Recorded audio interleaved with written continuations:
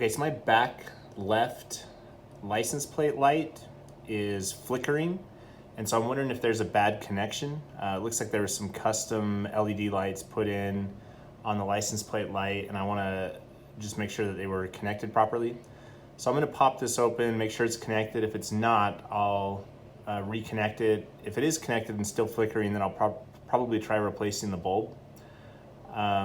But this will give you a full guide on how to replace this light if you need to in order to pass inspection, or if you get a fix-it ticket. It'll be just a quick tutorial on how to pop it out and replace it. So in order to get this off, I just take a flat head here, and then work behind it just a little bit, and then it'll pop right off, and you can see that it's just these clips that are holding it into place.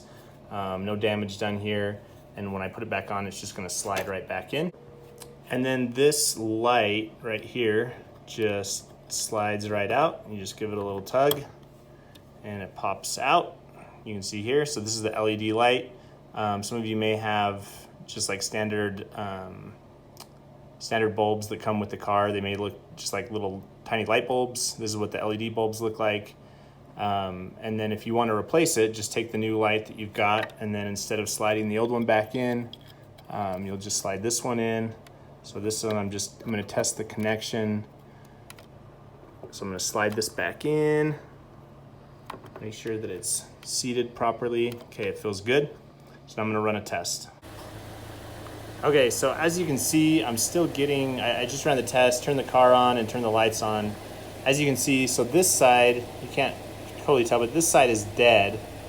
And so if I jiggle it around just a little bit, all I get is this side flickering and this side's dead. And so I'll probably end up replacing the bulb to see if that is the root of the issue.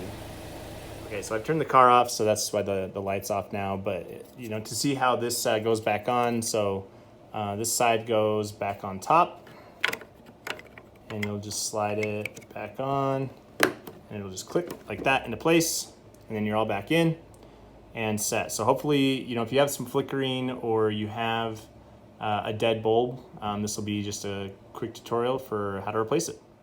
If this was helpful for you, don't forget to hit like and subscribe for more helpful content on the Mazda 6 and other vehicles.